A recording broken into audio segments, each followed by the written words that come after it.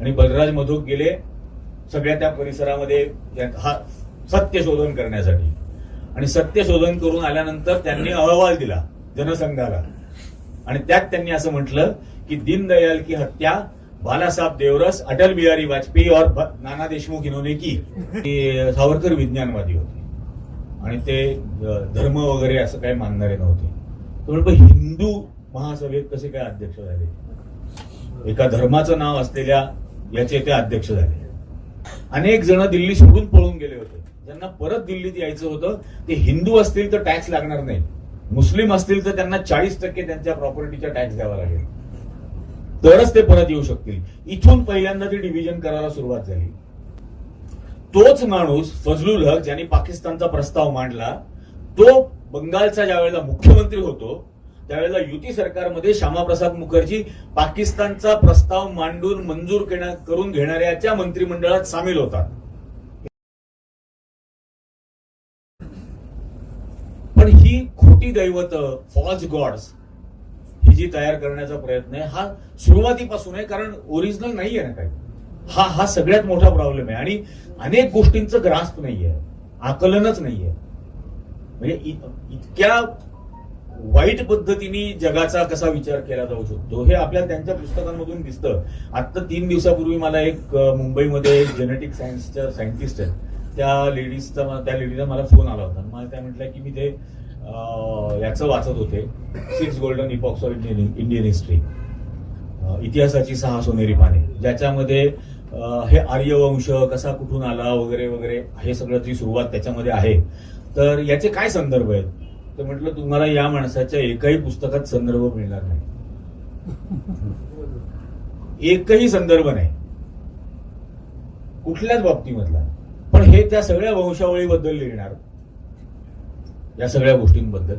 आणि तुम्हाला half truth किंवा कम्प्लिटली फॉल्स गोष्टी या कन्फ्यूज करण्यासाठी म्हणून सांगायच्या आणि त्यातच गुरफटवून भरकटवून ठेवायचं. पण ते म्हणजे नाही, मला जेनेटिक सायन्सचा अभ्यास करायचा आहे म्हणून मला त्याचा रेफरन्स हवा. म्हटलं मिळणारच नाही, कारण हे सगळंच काल्पनिक आहे. तर हा खूप मोठा भाग येतो. त्या संघाच्या लोकांबरोबर जी चर्चा होती म्हणून मी त्यांना असं म्हटलं की भगवा का बरं तुम्हाला हवा आहे? राष्ट्रध्वज, रामाचा झेंडा होता भगवा म्हणे. म्हटलं आणि रावणाचाही भगवाच असणार ना. म्हटलं तो ब्राह्मण होता, दशग्रंथी, मग त्याचाही भगवाच असणार. कौरव पांडव दोघांचे भगवीत असणार ना. म्हटलं मग जो झेंडा एकमेकाशीच लढला तो देशाचा झेंडा म्हणून का स्वीकारायचा? मी नाही म्हटलं ते मान्य करू शकत या सगळ्या गोष्टी. तेव्हा हा तो विषय झाला होता रामायणाचा त्यांच्या बरोबर, की हे सगळं रामाचा उन्माद चाललेला आहे वगैरे. म्हटलं अख्खं रामायण आपल्या नाशिकमुळे घडलं. सीतेचं भारतातलं पहिलं अपहरण भारतातलं नाशिकला झालं. सीतेला नाशिकहून पळवून नेलं. तो बाबा आला तिकडून, रावण ही गेली त्याला दक्षिण भिक्षा द्यायला, ती लक्ष्मण रेषा ओलांडून, आणि त्यांनी पळवून दिलं. ही भिक्षा द्यायला गेली कारण तो साधूच्या वेशात आला. तर या रामायणाचं सगळं सार म्हटलं त्या एका गोष्टीत आहे की साधूच्या वेशात येणारा अपहरण करतो, फसवतो. आजही साधूच्या वेशातलेच फसवताय. आणि म्हणून रावणाने रावण जाळायला सुरुवात केली की प्रजेच्या लक्षात राहील कोणापासून सावध राहायचं, आणि सांगितलं की दरवर्षी जाळा. हे तेवढ्यासाठी म्हटलं झालं. त्यांचा जो संताप त्याच्या याच्यावर तर म्हटलं मी त्यांच्याबद्दल, तुम्ही थोडी साधू आहे म्हटलं, मी साधूंबद्दल बोलतोय, तुम्हाला काय प्रॉब्लेम आहे या सगळ्या याचा. पण हा याच्यातला प्रकार होतो. आता दुसरं, जसं आपल्याला माहिती आहे म्हणजे सावरकरांनी हे जे सगळं हिंदू महासभा वगैरे तयार केली, म्हणजे आता हा सगळा भक्त संप्रदाय जे कायम कॉन्ट्राडिक्टरी बोलत असतो की सावरकर विज्ञानवादी होते आणि ते धर्म वगैरे असं काही मानणारे नव्हते. तर हिंदू महासभेत कसे काय अध्यक्ष झाले? एका धर्माचं नाव असलेल्या याचे ते अध्यक्ष झाले. त्याच्यानंतर त्यांनी पतित पावन नावाचं मंदिर काढलं. म्हणजे दलितांना असलेली मंदिरं उघडी करून नाही दिली, त्यांच्यासाठी वेगळं मंदिर काढलं, त्याचं नाव दिलं पतित पावन. म्हणजे त्यांना तुम्ही पतित मानता, तिथं आल्यावरच पावन होणार. हा विज्ञानवादी माणूस शुद्धी नावाचं कर्मकांड कसं काय जन्माला घालतो? शुद्धी नावाचं कर्मकांड हे त्यांनी दिलं की हा यज्ञ केल्यानंतर ते शुद्ध होणार, दलित असतील मुस्लिम असतील ते शुद्ध होणार. तर म्हटलं म्हणून हे सर्व ढोंग आहे, संपूर्णपणे 100% ढोंग आहे या सगळ्या याच्यातलं. आणि याच्या पाठीमागे 1857च पुस्तक लिहिल्यामुळे त्यांना माहिती होतं की 1857 नंतर या देशामध्ये इंग्लिश, आपला हिंदू आणि मुस्लिम ही डिव्हिजन करायला भारतात सुरुवात केली. इतकी सुरुवात केली की 29 सप्टेंबर 1857ला ज्या वेळेला दिल्ली जिंकली त्याच्या दुसऱ्या दिवशी 29,000 मुसलमानांना फाशी दिलं. आणि त्या ईस्ट इंडिया ते आपल्या नॅशनल आर्काइव्हला पण डॉक्युमेंट्स आहेत की दिल्लीतल्या प्रत्येक झाडावर एक प्रेत आहे. दिल्ली ते कानपूर या संपूर्ण रस्त्यामध्ये जितके मौलवी आहेत, जितक्या मशिदी असतील किंवा दर्गे असतील, प्रत्येक ठिकाणचा मौलवी हा फाशी दिलेला आहे. जामा मस्जिदीमध्ये घोड्यांची पागा काढली अपमानित करण्यासाठी. अनेक जण दिल्ली सोडून पळून गेले होते. ज्यांना परत दिल्लीत यायचं होतं ते हिंदू असतील तर टॅक्स लागणार नाही, मुस्लिम असतील तर त्यांना 40% त्यांच्या प्रॉपर्टीचा टॅक्स द्यावा लागेल, तरच ते परत येऊ शकतील. इथून पहिल्यांदा ती डिव्हिजन करायला सुरुवात झाली. आणि नंतर सातत्याने ते या गोष्टी होत्या. भारत सरकारने एक लिस्ट ऑफ मार्टियर्स पब्लिश केली आहे. त्याला मी लिस्ट म्हणजे त्यांनी म्हटलंय त्याला लिस्ट ऑफ मार्टियर्स, पण मुळात ते 6-7 खंड आहेत.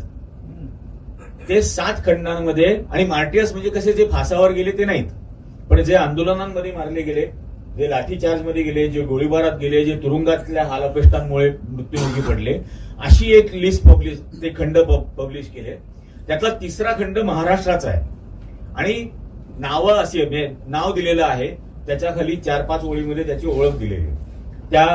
ती म्हणजे कुठल्या गावचा आहे, किती वर्षाचा होता, कुठल्या आंदोलनात भाग घेतला, कसा त्याचा मृत्यू झाला, अगदी 4-4 ओळींमध्ये. आणि ते इंग्लिशमध्ये. त्यामुळे माझ्या मनात असं आलं की आपण हे मराठी किंवा हिंदी ट्रान्सलेट करूया म्हणजे लोकांना कळेल. तुम्हाला खोटं वाटेल, महाराष्ट्राचा 3ऱ्या याच्यात खंडामध्ये ए अल्फाबेटची लिस्ट, अल्फाबेटिकल आहे ते, तर ए अल्फाबेटच्या लिस्टमध्ये 80% मुस्लिम आहेत, 80%. आणि ए हे सगळ्यात कमी नाव असणारं म्हणजे मुस्लिम नाव असणारं अल्फाबेट. महाराष्ट्र हा मुस्लिम बहुल राज्य नाही, तरीही ए अल्फाबेट मधले 80% क्रांती स्वातंत्र्य सैनिक हे मुस्लिम समाजाचे. हे माहीतच नाही, हे सांगितलं पण नाही. आणि हा सरकारी दस्तऐवज आहे, सरकारने पब्लिश केलेला, पण हे सांगायचंच नाही. आणि मग त्या अल्फाबेटमध्ये यांची काय आडनावं दिसतात का म्हणून मी पाहिली. ते लोकसंख्येच्या टक्केपेक्षा कमी आहे ना.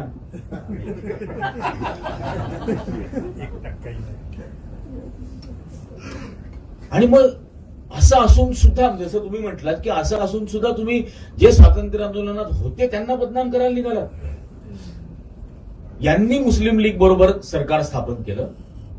फजलुल हक या माणसांनी 24 मार्च 1940ला लाहोरच्या मुस्लिम लीगच्या अधिवेशनामध्ये पाकिस्तानचा प्रस्ताव मांडला.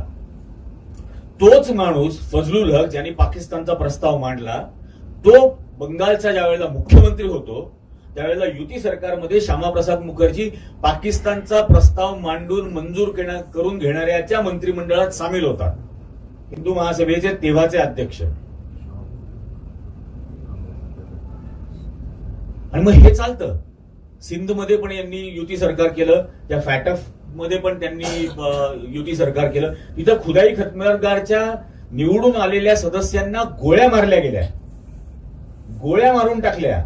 एकूण 600 खुदाई खिदमतगार मारले, त्यांचं मिळालेलं बहुमत संपवलं गेलं आणि मुस्लिम लीगच्या बरोबर यांनी सरकार स्थापन केलं तिथे.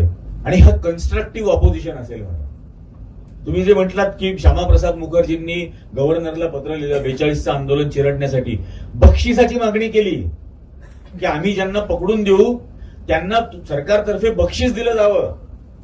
आणि ते जे 2 सांगलीतले कुलकर्णी त्यांच्या नंतर हात तोडले गेले चौकामध्ये आणून, त्यांनी स्वातंत्र्य सैनिक पकडून दिले. हे त्यांनी बक्षीस घेतलेलं होतं इंग्रजांकडून पकडून दिल्याबद्दल, नांगरा अटक करून दिल्याबद्दल.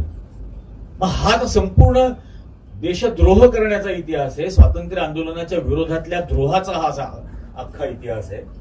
मुळात ही टू नेशन थिअरी ही राजकीय ठराव म्हणून यांनी संमत केली अहमदाबादच्या हिंदू महासभेच्या अधिवेशनात, जी मुळात पहिल्यांदा 1923 साली पुस्तकात लिहिली.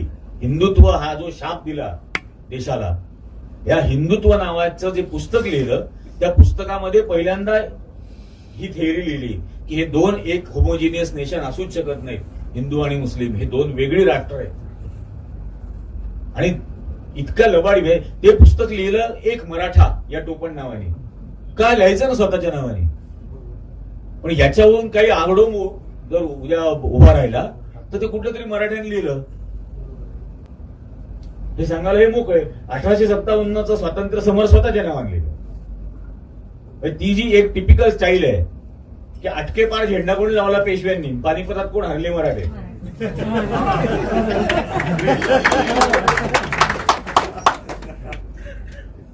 या एक्झॅक्टली या पद्धतीने हा सगळा प्रकार होत गेला. या श्यामाप्रसाद मुखर्जींचं आत्मचरित्र आहे, लिव्स फ्रॉम माय डायरी या नावाचं. कुठेही मिळणार नाही, हवं असेल माझ्याकडे आहे ते.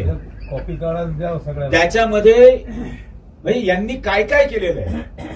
श्यामाप्रसाद मुखर्जींनी स्वतःच्या आत्मचरित्रात दिलेलं आहे की पंडित नेहरूंनी ज्या वेळेला कॅबिनेटमध्ये काश्मीरचा प्रस्ताव मांडला की काश्मीरचा प्रश्न हा युनायटेड नेशन्स मध्ये घेऊन जावा, काश्मीरचा प्रश्न हा प्लेबिसाइडच्या मार्गाने सोडवावा, या कॅबिनेट रेझोल्युशन्स वरती माझी सही आहे, श्यामाप्रसाद मुखर्जींची सही आहे. आणि नंतर तोच माणूस ढोंग करतो आणि आता काय ते काश्मीर का पहिला शहीद काय म्हणतात, शहीद अशी काहीतरी त्यांची घोषणा आहे श्यामाप्रसाद मुखर्जींच्या नावाने की काश्मीर का पहिला शहीद. शहीद काय? तिकडे गेलेले होते, त्याच्या आधीपासून यांना आजार होता, त्या आजारामध्ये म्हणजे खूप अत्यवस्थ आजारी पडले, हॉस्पिटलमध्ये ऍडमिट केलं. 21 दिवस हॉस्पिटलमध्ये उपचार त्यांच्यावरती चालले होते. 21व्या दिवशी त्यांचा मृत्यू झाला. शहीद काय त्याच्यामध्ये? असल्या गोष्टीला शहीद म्हणणार आहे? आणि आता जर का आपलं येडं जे आहे ते तर काही बोलत असतं, श्यामाप्रसाद मुखर्जी और स्वामी विवेकानंद बातें करते ते काही.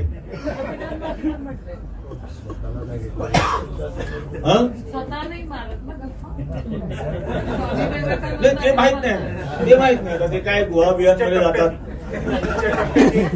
वेगवेगळ्या गुहांमध्ये जातात ना ते, तेव्हा कोणाशी बोलत असतील काय माहित नाही. बोलत असतील. हा अशा पद्धतीने सगळ्यात तो खोटा इतिहास द्यायचा. आता ते दीनदयाल उपाध्यायांचं नाव दिलं मुघल सराय स्टेशनला. म्हटलं का बरं दिलं? म्हणजे तिथं त्यांचा खून झाला होता. आणि म्हटलं काय भारी, त्या संघाच्या मीटिंग मध्ये म्हटलं भारी आयडिया. म्हटलं ही मुघल सराय स्टेशनला दीनदयाल उपाध्यायांचा खून झाला म्हणून तिथं दीनदयाल उपाध्यायांचं नाव दिलं. म्हटलं तुम्हाला बलराज मधोक माहिती आहेत का? म्हणजे हो माहिती आहेत. म्हटलं जनसंघाच्या संस्थापकांपैकी एक. म्हणजे हो. म्हटलं त्यांचं पुस्तक आहे दीनदयाल की हत्या से इंदिरा की हत्या तक. मिळणार नाही म्हटलं कुठे, ते आहे माझ्याकडे. त्याच्यामध्ये त्यांनी असं दिलं की जनसंघाने सत्यशोधन समिती स्थापन केली, फॅक्ट फाइंडिंग कमिटी. आणि ही फॅक्ट फाइंडिंग कमिटीचे प्रमुख बनवलं गेलं बलराज मधोकांना. आणि बलराज मधोक गेले सगळ्या त्या परिसरामध्ये हा सत्यशोधन करण्यासाठी. आणि सत्यशोधन करून आल्यानंतर त्यांनी अहवाल दिला जनसंघाला. आणि त्यात त्यांनी असं म्हटलं की दीनदयाल की हत्या बालासाहेब देवरस, अटल बिहारी वाजपेयी और नाना देशमुख इन्होंने की. तर म्हटलं आता आयडिया कशी आहे, ज्याचा खून झाला त्याचं नाव दिलं रेल्वे स्टेशनला, आणि ज्यांनी खून केला त्यांना दिलं भारतरत्न, वाजपेयींना आणि नाना देशमुखांना. त्यामुळे खुन्यांचाच गौरव करणारी आहे हे तेव्हापासून आहे. नथुराम गोडसे पासून सुरुवात केली ही, पण उपाध्यायांच्या बाबतीमध्ये पण बरकरार. याच्यात त्याच मधोकांच्या पुस्तकामध्ये त्यांनी दिलंय की अटल बिहारी को रहने के लिए हमने 24 राजेंद्र प्रसाद का निवास उपलब्ध करवाया था और उस निवास की व्यवस्था देखने वाला कर्मचारी एक दिन मेरे पास आया और मुझे कहने लगा कि अटल बिहारी ने उस निवास स्थान को वेश्याओं का अड्डा बना के रखा है और लालकृष्ण आडवाणी की जिम्मेदारी सिर्फ वो जितनी औरतें मांगता है उतनी मुहैया कराना, ये सिर्फ उसकी जिम्मेदारी है. हे बलराज मधोकांनी लिहिलंय. त्या पुस्तक, आणि म्हणून ते पुस्तक यांनी गायब केलं मार्केटमधून. आणि तो जो बायका पुरवणारा होता त्याला हे दुसरा लोहपुरुष म्हणायला लागले होते. आता तिसरा लोहपुरुष तर तडीपार होता. त्याला काही म्हणतात ते, त्याला चाणक्य कधी म्हणतात. मुळात चाणक्य म्हणणं काही गौरवाची गोष्ट आहे का? चाणक्य काय होता हे तरी कमीत कमी माहित करून घ्या. पण ते अशा प्रकारची सगळी ती बिरुदं लावून घ्यायची. तुम्ही जे आराध्यांच्या बद्दल बोललात की ते रामदास स्वामींचं त्यांनी आराध्य नाकारलं. मी मागोवैद्यांची 2014 साली मुलाखत घेतली होती, जानेवारी फेब्रुवारी महिन्यात. निवडणुकीच्या आधी मी फॅमिली प्लॅन नावाची स्टोरी केली होती. RSS फॅमिलीचं काय प्लॅन आहे याच्यावरती निवडणुकांच्या दृष्टीने. त्यावेळेला मागोवैद्य मला हे म्हटले होते की आम्ही रामदास स्वामी नाकारले, उद्या मोदी जर डोईजड झाला तर त्यालाही आम्ही नाकारू. Everybody is dispensable for RSS. हे त्यांनी मला सांगितलेलं वाक्य आहे, जे रेकॉर्डेड आहे. Everybody is dispensable for RSS. ही आयडियोलॉजी. आणि याला म्हणजे विचारधारा तरी म्हणावं का? की कोणालाही आम्ही फेकून देऊ शकतो आमचा स्वार्थ पूर्ण होणार असेल तर. याला विचारधारा म्हणायचं का?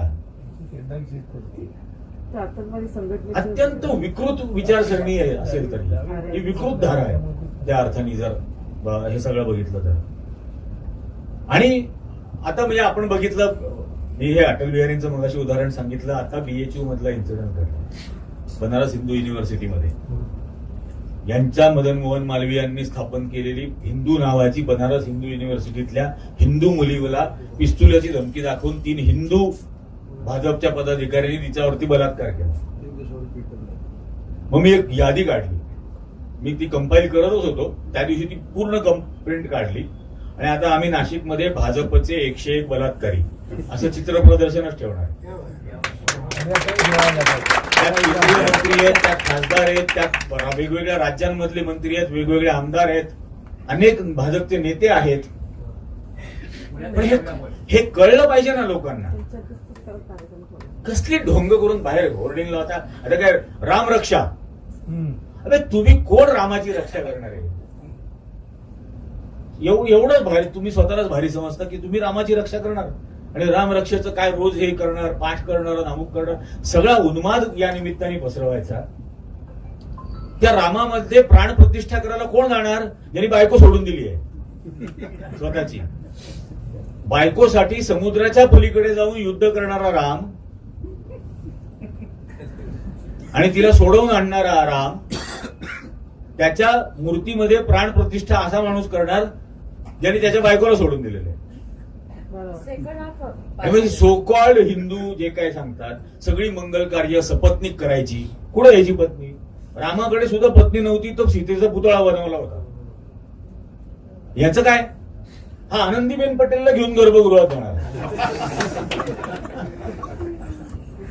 आनंदीबेनच्या नवऱ्याने तक्रार केली होती वाजपेयी अडवाणींकडे, लेखी, ते पण पत्र आहे.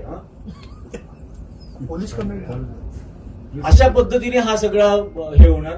आणि मुळात ते अर्धवट मंदिर ते पूर्ण व्हायला अजून 3 वर्ष लागणार आहेत. तो भ्रष्टाचार वगैरे हात बाप वेळा आमच्याकडे आले होते अक्षता घेऊन. तुम्ही म्हटलं अरे येड्यानो, तुम्हाला अक्षता का अक्षदा हे पण नाही कळत. तुम्ही अक्षदा अक्षदा अक्षदा, मी अक्षदा विक्षदा घेत म्हटलं असल्या याच्यात. मला हे नको म्हटलं. तो म्हणे असं का बरं? म्हटलं हे असं असं मला सांग तू. हे अत्यंत अशुभ कार्य हा माणूस कर. शुभ कार्य सपत्नीक करतात, एकटं करणारे म्हणजे अशुभ कार्य. हे 10व 12व हे एकटा करतो ना.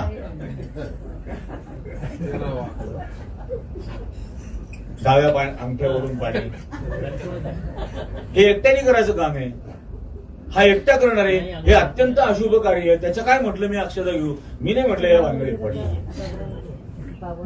अशा सगळ्या तर पण या निमित्ताने भाबड्या लोकांना तो सगळ्या उन्मादामध्ये वळवायचं, त्या दिशेने घेऊन जायचं. आणि तोपर्यंत आमच्याकडे नथुराम गोडसेचं अस्थि कलशाच्या पूजेसाठी नाशिकहून पुण्याला यात्रा येणार आहे.